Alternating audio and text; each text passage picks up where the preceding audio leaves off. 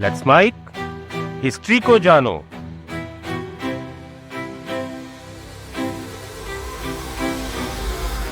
दुनिया की सबसे ताकतवर चीज क्या है?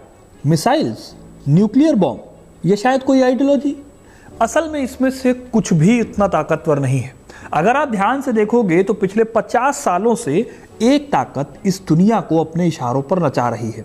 इसने देशों की इकोनॉमी को बदल दिया, दुनिया की जंगों का अंजाम तय किया और कई बड़े बड़े एम्पायर्स को बनाया या बिगाड़ा। ये ताकत है पेट्रो डॉलर की। पेट्रोल और डॉलर का वो रिलेशन, वो सीक्रेट समझौता जिसने यूएसए के डॉलर को सोने से भी ज्यादा कीमती बना दिया। सोचिए कि आज दुनिया का जो तेल है उसे खरीदने के लिए सबसे ज्यादा डॉलर का ही इस्तेमाल होता है। ज्यादातर देशों को क्रूड ऑयल खरीदने के लिए सिर्फ और सिर्फ डॉलर चाहिए। लेकिन यह सिलसिला शुरू कैसे हुआ? क्यों एक रेगिस्तानी मुल्क सऊदी अरब और वॉशिंगटन के बंद कमरों में बैठे कुछ लोगों ने तय किया कि वो दुनिया को डॉलर में ही तेल बेचेंगे? आज मैं आपको उस अनोखी शादी की कहानी सुनाऊंगा जिसमें पेट्रोल और डॉलर एक हो गए, और ये भी बताऊंगा कि आखिर इस शादी में क्या खटास आ गई कि दुनिया इनके तलाक की सोच रही है।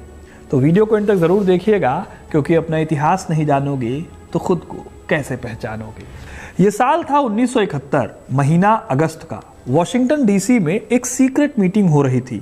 कैंप डेविड के एक बंद कमरे में प्रेसिडेंट रिचर्ड निक्सन अपने 15 एडवाइजर्स के साथ बैठे थे। यहीं पर एक ऐसा फैसला हुआ जिसने पूरी दुनिया की इकोनॉमिक बुनियाद को हिला दिया। उस रात उन्होंने तय किया कि अमेरिका, या यूं कहें कि अमेरिकी डॉलर, अब सोने के भरोसे नहीं रहेगा। डॉलर और गोल्ड का जो 27 साल पुराना रिलेशन था वो उस रात को टूट गया। लेकिन असली सवाल ये था, अगर सोना नहीं तो डॉलर को टिकाएगा क्या? जवाब मिला काला सोना, यानी ऑयल। लेकिन सवाल है कि ये सब हुआ कैसे? इस कहानी को समझने के लिए हमें थोड़ा पीछे जाना होगा।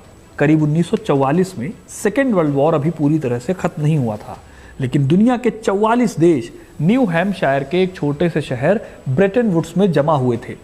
मकसद था एक नया ग्लोबल इकोनॉमिक सिस्टम बनाना जो दोबारा जंग ना छेड़े। इस मीटिंग में एक एग्रीमेंट हुआ, ये ब्रेटन वुड्स एग्रीमेंट कहलाया। इसके तहत यूएस डॉलर को दुनिया की रिजर्व करेंसी बनाया गया, यानी बाकी सब करेंसीज डॉलर से आंकी जाएंगी और डॉलर को गोल्ड से नापा जाएगा। एक रेट फिक्स किया गया, 1 आउंस सोना $35 में। यह अरेंजमेंट एक तरह का ग्लोबल ट्रस्ट था। क्लेम किया गया कि अमेरिका के पास फोर्ट नॉक्स में इतना सोना है, इसलिए डॉलर सेफ है। आईएमएफ और वर्ल्ड बैंक इसी सिस्टम के रखवाले बने। दुनिया इस एग्रीमेंट से टेंशन फ्री तो हो गई, लेकिन इसमें कुछ ऐसी दिक्कतें थीं जिन्हें सॉल्व करना बहुत जरूरी था। इस सिस्टम के ऐसे ही एक क्रैक को रॉबर्ट ट्रिफिन नाम के एक साइंटिस्ट ने 1960 में ही पहचान लिया। उन्होंने कहा कि अगर दुनिया को ट्रेड और रिजर्व्स के लिए डॉलर्स चाहिए तो अमेरिका को लगातार ट्रेड डेफिसिट में रहना पड़ेगा, यानी वो जितना कमाएगा उससे ज़्यादा खर्च करेगा, और जितना ज़्यादा खर्च करेगा उतना कम भरोसा रहेगा कि उसके पास उन सभी डॉलर्स के बदले सोना है जो उसने मार्केट में फैलाया हुआ है। ये एक तरह से सेल्फ डिफीटिंग लॉजिक था, और उनकी ये बात सच भी साबित हुई। उनकी इस थ्योरी को आज ट्रिफिन डिलेमा कहते हैं। इसे आप एक एग्जाम्पल से समझ सकते हो। इमेजिन करो, एक गाँव का मुखिया है, उसके पास एक तिजोरी है जो सोने से भरी हुई है। वो लोगों से कहता है कि तुम लोग आपस में ट्रेड करने के लिए मेरी साइन की हुई पर्ची इस्तेमाल करो। जब भी कोई वो पर्ची लेकर आएगा तो मैं उसके बदले में उसको सोना दे दूंगा। सोने का रेट फिक्स है। लोग इस आदमी की बात मान जाते हैं और ट्रेड करने लगते हैं। लेकिन फिर ट्रेड धीरे धीरे इतना ज़्यादा बढ़ जाता है कि और पर्चियों की डिमांड हो जाती है। ये पर्चियां देने के लिए मुखिया ने फिर लोगों से सामान खरीदा और बदले में ढेर सारी पर्चियां और भी लिखकर देनी पड़ी। इससे उसको घाटा भी हुआ, और लोगों ने फिर देखा कि मार्केट में उनके आसपास जो पर्ची है वो बहुत सारी है। अब लोग डर गए कि अगर हम सब एक साथ सोना लेने पहुंच गए किसी दिन तो मुखिया के पास देने के लिए शायद कुछ नहीं बचेगा। यही ट्रिफिन डिलेमा है। अगर मुखिया पर्चियां नहीं छापेगा तो ट्रेड रुक जाएगा, और अगर ज़्यादा छाप देगा तो उसकी अपनी क्रेडिट, उसकी अपनी साख खत्म हो जाएगी। और कुछ ऐसी ही हालत हो गई थी अमेरिका की। 1960 के दशक के आखिर तक वियतनाम वॉर और फिर जॉनसन सरकार के ग्रेट सोसाइटी प्रोग्राम्स ने यूएसए के खजाने पर खूब बोझ डाला। इससे फोर्ट नॉक्स में सोने की कमी होने लगी। यूरोप के सेंट्रल बैंक्स, खासकर फ्रांस, डॉलर को खुलेआम अमेरिका का हथियार कहते थे। फ्रांस की बैंक के प्रेसिडेंट डी गॉल ने सोने की मांग की। यही नहीं, मई 1971 में वेस्ट जर्मनी ने अपनी करेंसी डूश मार्क को फ्लोट कर दिया। अगस्त 1971 में ब्रिटेन ने अमेरिका से $3 बिलियन के बदले अपना गोल्ड मांगा। उधर वियतनाम वॉर ने अमेरिकी खजाने को खाली कर दिया था। इस समय प्रेसिडेंट थे रिचर्ड निक्सन और उनके सामने एक बहुत डरावना क्राइसिस आ रहा था। अमेरिका के पास उतना गोल्ड नहीं बचा था जितने डॉलर बाजार में घूम रहे थे। ऐसे में 15 अगस्त 1971 को अचानक निक्सन ने टीवी पर आकर डिक्लेयर किया कि अब डॉलर के बदले सोना नहीं मिलेगा। ब्रेटन वुड्स सिस्टम, जो सेकेंड वर्ल्ड वॉर के बाद से दुनिया की नींव था, वो एक झटके में खत्म हो गया। फ्रांस के चार्ल्स डी गॉल जैसे नेता भड़क गए क्योंकि उन्होंने अपने डॉलर के बदले सोना मांगा था और अमेरिका ने उनके सामने हाथ खड़े कर दिए थे। हिस्टोरियंस इसे निक्सन शॉक कहते हैं। अब सोचिए उस टाइम की दुनिया का हाल। डॉलर अब गोल्ड से नहीं जुड़ा था, फ्लोटिंग एक्सचेंज रेट शुरू हो गए, पर डॉलर की वैल्यू किस चीज पर टिकी थी? सिर्फ अमेरिका की मिलिट्री और इकोनॉमिक पावर पर, जो कि उस वक्त वियतनाम के दलदल में फंसी हुई थी। और तभी ठीक 2 साल बाद एक और झटका लगता है। 1973 में यौम किप्पर वॉर शुरू हुई। सीरिया और इजिप्ट ने इजराइल पर हमला किया। निक्सन ने इस लड़ाई में इजराइल को $2.2 बिलियन की मिलिट्री एड दी थी। अमेरिका के इस कदम से गुस्सा होकर सऊदी अरब के किंग फैसल ने तेल को एक हथियार की तरह इस्तेमाल किया और ओपेक देशों ने तेल की सप्लाई रोक दी। इसका रिजल्ट ये हुआ कि ऑयल की कीमत $3 से उछलकर $12 प्रति बैरल पहुंच गई, यानी 4 गुना कीमत कुछ ही महीनों में बढ़ गई। यूएसए में पेट्रोल पंप्स पर मीलों लंबी कतार लग गई। लोग डर में थे। अमेरिकन एम्पायर घुटनों पर था। लेकिन जैसा कि कहा जाता है, पॉलिटिक्स में हर क्राइसिस अपने आप में एक मौका होता है। अमेरिका ने भी फिर एक ऐसी चाल चली जिसने यूएसए की हिस्ट्री के साथ साथ पूरे वर्ल्ड का फ्यूचर बदल दिया। और इस काम के लिए एंट्री होती है विलियम साइमन नाम के शख्स की। विलियम साइमन वॉल स्ट्रीट के बेहद चालाक बॉन्ड ट्रेडर थे। ये यूएसए गवर्नमेंट के ट्रेजरी सेक्रेटरी हुआ करते थे। पॉलिटिको की रिपोर्ट बताती है कि साइमन को बहुत स्ट्रिक्ट और चालाक इंसान माना जाता था।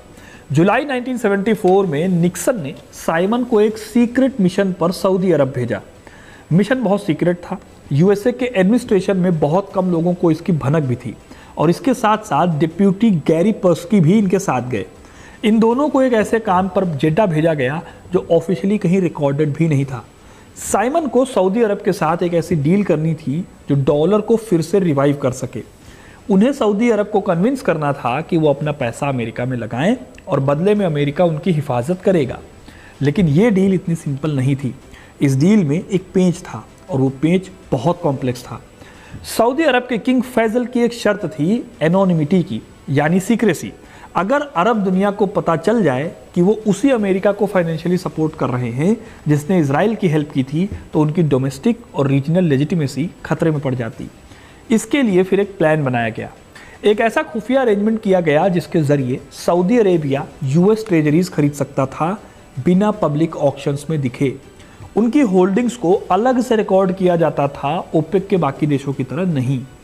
जेदा के महलों में क्या बातचीत हुई, इसका कोई ऑफिशियल रिकॉर्ड कई दशकों तक नहीं मिला। लेकिन 2016 में ब्लूमबर्ग की एक बड़ी इन्वेस्टिगेशन ने इस मिस्ट्री को खत्म किया।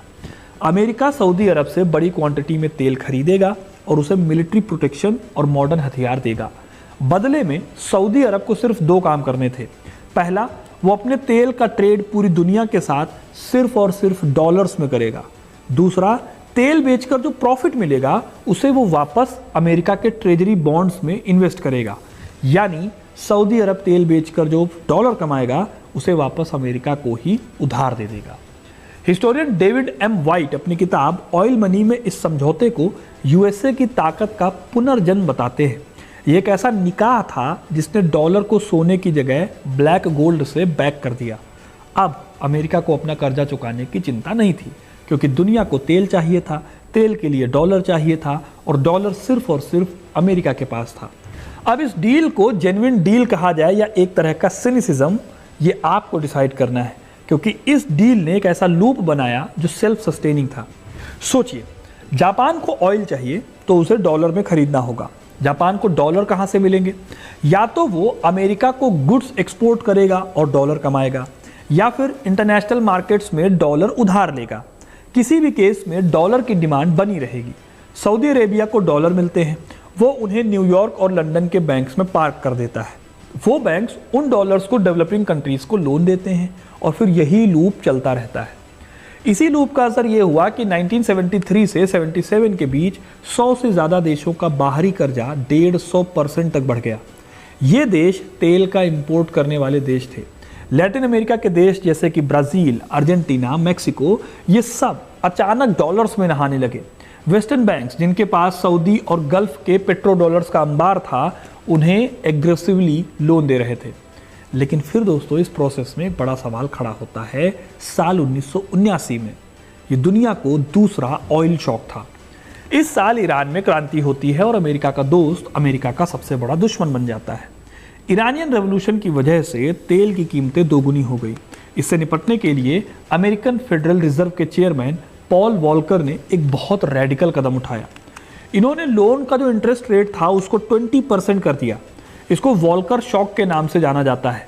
उनके इस स्टेप से इन्फ्लेशन तो रुक गया उस टाइम के लिए, लेकिन जो डॉलर लोन ले चुके थे उनके लिए रीपेमेंट का बोझ अचानक से बहुत ज़्यादा बढ़ गया। इसका सबसे भयानक एग्जाम्पल 1982 में देखने को मिला, जब मेक्सिको ने $80 बिलियन के कर्जे पर हाथ खड़े कर दिए और डिफॉल्ट कर दिया। इसके बाद लैटिन अमेरिका के करीब 16 और देशों का भी यही हाल हुआ। ये देश पेट्रो डॉलर के उसी डेट ट्रैप में फंसे हुए थे जिसका जिक्र इकोनॉमिस्ट फातेल कबूब करते हैं। इन देशों में गरीबी चरम पर पहुंच गई और दशकों तक इनकी जो इकोनॉमी है वो संभल नहीं पाई। कभी आपने सोचा है कि अगर दुनिया के सभी देश डॉलर में ट्रेड करना बंद कर दें तो यूएसए का क्या होगा? पेट्रो डॉलर ने अमेरिका को एक ऐसी ताकत दी कि वो अपनी मर्जी से नोट छाप सकता था और अपनी महंगाई को बाकी दुनिया में एक्सपोर्ट कर सकता था। ये एक इकोनॉमिक ट्रैप था जिसमें पूरी दुनिया धीरे धीरे फंसती चली गई। ये सिस्टम इतना कामयाब था कि 1970 के दशक तक पेट्रो डॉलर ने केवल अमेरिका के घाटे को कम नहीं किया, बल्कि हथियारों की एक नई दौड़ शुरू की। सऊदी अरब को अपनी सिक्योरिटी के लिए अमेरिका से अरबों डॉलर के टैंक और फाइटर जेट खरीदने पड़े। फाइनेंस, हथियार और एनर्जी का ये ट्रायंगल है, ये इतना मजबूत था कि इसे तोड़ना इम्पॉसिबल लगने लगा। लेकिन 21वीं सदी आते आते पेट्रो डॉलर की इस राजनीति ने एक नया और खौफनाक मोड़ ले लिया। साल 2000 में सद्दाम हुसैन ने डिक्लेयर किया कि इराक अब अपना तेल डॉलर में नहीं बल्कि यूरो में बेचेगा। फिर नवंबर 2000 से यह काम शुरू भी हो गया। इसके ठीक 3 साल बाद अमेरिका ने इराक पर हमला किया। बहाना बनाया गया वेपन्स ऑफ मास डिस्ट्रक्शन का, जो कभी मिले ही नहीं। लेकिन इसका रिजल्ट ये ज़रूर हुआ कि सद्दाम हुसैन की सत्ता चली गई और नई इराकी सरकार ने यूरो में बेचने का रूल वापस ले लिया। अब क्या ये कोई कोइंसिडेंस था? विलियम आर क्लार्क ने अपनी किताब पेट्रो डॉलर वॉरफेयर में इसी पैटर्न को डॉक्यूमेंट किया है। उनके हिसाब से अमेरिका अपनी डॉलर की हेजेमनी को बचाने के लिए आर्मी का इस्तेमाल करने से भी नहीं चूकता। यही हाल मुअम्मर गद्दाफी का हुआ। वो अफ्रीकन देशों के लिए गोल्ड बैग्ड दिनार लाने की प्लानिंग कर रहे थे। 2011 में नाटो का दखल होता है और गद्दाफी का अंत हो जाता है। यही नहीं, जब भी ईरान ने युआन में तेल बेचने की कोशिश की, उस पर सैंक्शंस लगा दिए गए। वेनेजुएला ने जब क्रिप्टो करेंसी और युआन के जरिए डॉलर के चंगुल से निकलने की कोशिश की तो उस पर भी भारी दबाव बनाया गया। यानी डॉलर जब भी खतरे में पड़ा, अमेरिका उसके लिए जंग लड़ गया। लेकिन फिर डैनी रॉड्रिक जैसे इकोनॉमिस्ट इस बात को स्पेकुलेटिव मानते हैं और कहते हैं कि ये ओवर एग्जैजरेशन है। उनका कहना है कि इराक युद्ध के पीछे इंटेलिजेंस की नाकामी थी, इजराइल लॉबी का दबाव था और रीजनल पावर डायनेमिक्स जैसे कई वजहें थी। सिर्फ करेंसी इसका एक रीजन नहीं था। लेकिन वो भी इस बात को एक्सेप्ट करते हैं कि डॉलर के दबदबे को बचाए रखना अमेरिकन फॉरेन पॉलिसी का बहुत ही इम्प्लिसिट टारगेट हमेशा से रहा है। यानी अमेरिका अपने डॉलर को बचाने के लिए कुछ भी कर सकता है। अब दोस्तों, अमेरिका भले ही बहुत कुछ कर रहा हो, लेकिन जो सिस्टम 1974 में एक मजबूरी से पैदा हुआ था, वो आज का टाइम आते आते अपनी चमक खोने लगा है। ये जो मॉडर्न दुनिया है, ये मल्टीपोलर वर्ल्ड है। यहाँ पर सोवियत और अमेरिका जैसा हिसाब किताब नहीं है। चाइना, रशिया, भारत और ब्राज़ील जैसे देश अब डॉलर की दादागिरी से उब गए हैं। ब्लूमबर्ग और पॉलिटिको की रिपोर्ट्स बताती हैं कि चीन ने अपने अमेरिकी ट्रेजरी होल्डिंग्स को 2013 के 1.3 ट्रिलियन डॉलर से घटाकर 682 बिलियन डॉलर कर दिया है। ये बहुत बड़ा सिग्नल है। अगर दुनिया को सबसे बड़ा खरीदार ही अब आपके बॉन्ड्स को बेचना शुरू कर दे तो नींव हिल जाती है अक्सर। सवाल ये उठता है कि क्या सऊदी अरब अभी भी उस पुराने वादे पर कायम है? प्रिंस मोहम्मद बिन सलमान की लीडरशिप में सऊदी अरब अब अपनी विदेश नीति को धीरे धीरे बदल रहा है। वो अब सिर्फ अमेरिका के भरोसे नहीं है। चाइना के साथ युआन में तेल बेचने की बातें अब सिर्फ अफवाहें नहीं रही हैं। ब्रिक्स का एक्सपेंशन हो रहा है और उनकी अपनी करेंसी की बातचीत भी इस आग में घी का काम कर रही है। भारत ने रिसेंट में यूएस और यूएई के साथ रुपी एंड दिरहम में ट्रेड शुरू किया। हालांकि इसका वॉल्यूम अभी भी बहुत कम है, लेकिन अगर इस तरह से आगे चलकर तेल खरीदने के लिए डॉलर की ज़रूरत कम हो गई या डॉलर के कॉम्पिटिटर्स मार्केट में बहुत सारे आ जाते हैं, तो सवाल उठता है कि क्या डॉलर अपनी वैल्यू बरकरार रख पाएगा। यहाँ पर भी एक बड़ा ट्विस्ट है, क्लाइमेट चेंज और ग्रीन एनर्जी। 2026 की एक रिपोर्ट ग्रीन सेंट्रल बैंकिंग बताती है कि रीन्यूएबल एनर्जी अब फॉसिल फ्यूल से सस्ती हो रही है। ऐसे में आगे चलकर दुनिया अगर तेल का इस्तेमाल ही कम कर देगी तो पेट्रो डॉलर का जो पेट्रो वाला हिस्सा है वो गायब हो जाएगा। लेकिन इस काम के होने में भी अभी बहुत वक्त है। सोचने वाली बात यह है कि क्या डॉलर इतनी आसानी से हार मान लेगा। कार्नेल यूनिवर्सिटी की प्रोफेसर काला नार्लोफ बताती हैं कि डॉलर का दबदबा सिर्फ तेल की वजह से नहीं है। अमेरिकी शेयर बाजार की जो गहराई है, जो पकड़ है उसकी दुनिया के बाजार पर, यहाँ पर जो कानून का शासन है और डॉलर की लिक्विडिटी है, उसका मुकाबला करने वाला फिलहाल कोई नहीं है। यूरो, युआन या रुपया अभी उस लेवल पर नहीं है जहाँ पर वो डॉलर की जगह ले सके। लेकिन दोस्तों, इन सभी बातों के बावजूद हिस्ट्री हमें क्या सिखाती है? हिस्ट्री हमें सिखाती है कि बड़े से बड़े साम्राज्य एक रात में नहीं गिरते, उनकी नींव धीरे धीरे खोखली होती है। ईसीबी की अध्यक्ष क्रिस्टीन लेगार्ड ने मई 2025 में एक ग्लोबल यूरो मोमेंट की बात कही थी। क्या हम वाकई एक ऐसी दुनिया की तरफ बढ़ रहे हैं जहां कोई एक करेंसी बॉस नहीं होगी, जहां ट्रेड कई अलग अलग करेंसीज के एक बास्केट में होता रहेगा? सोचिए, कल आप सुबह उठें और खबर आए कि ओपेक देशों ने डॉलर को पूरी तरह से छोड़ दिया है, तो आपके हाथ में मौजूद पैसे की कीमत क्या रह जाएगी? अमेरिका में महंगाई शायद इतनी बढ़ जाएगी कि $10 की कॉफ़ी शायद $100 की हो जाए। ये सिर्फ एक इकोनॉमिक थ्योरी नहीं है, ये एक वास्तविक डर है जो वाशिंगटन में कई बार फील किया जा चुका है। सऊदी अरब के लिए भी ये एक बैलेंस का खेल है। उन्हें अपना बजट चलाने के लिए ऑयल की कम से कम $96 प्रति बैरल चाहिए, जबकि मार्केट में ये अक्सर $60 से $70 प्रति बैरल के आसपास झूलती है कीमत। ऐसे में वो चीन की सस्ती सोलर टेक्नोलॉजी और ग्रीन एनर्जी की तरफ अट्रैक्ट हो रहे हैं। इतिहासकार माइकल हडसन ने अपनी किताबों में इसे सुपर इंपीरियलिज्म कहा है। उनका मानना है कि अमेरिका ने पूरी दुनिया को अपने कर्ज का बंधक बनाया, लेकिन जब बंधक के पास कुछ खोने को नहीं बचता तो वो अक्सर विद्रोह करता है। तो दोस्तों, आपको क्या लगता है, क्या पेट्रो डॉलर का ये अंत है या सिर्फ एक नए वर्ल्ड ऑर्डर की शुरुआत? इतिहास गवाह है कि कोई भी करेंसी हमेशा के लिए अजेय नहीं रही, चाहे वो रोम के सिक्के हो या ब्रिटिश पाउंड हो। आज हम जिस मोड़ पर खड़े हैं वहाँ पर सिर्फ पैसा नहीं बदल रहा, बल्कि दुनिया की ताकत का सेंटर तक बदल रहा है। अब आपको क्या लगता है, क्या इंडियन रुपया या फिर चीनी युआन कभी डॉलर की जगह ले पाएंगे? अपनी राय कमेंट में ज़रूर बताइएगा। और अगर ये वीडियो आपको इन्फॉर्मेटिव लगा है तो इसे इन दोस्तों के साथ शेयर करें जिन्हें लगता है कि दुनिया सिर्फ मिसाइलों से, बम से, पिस्तौल से चलती है। मिलते हैं अगले वीडियो में, क्योंकि अपना इतिहास नहीं जानोगे तो खुद को कैसे पहचानोगे।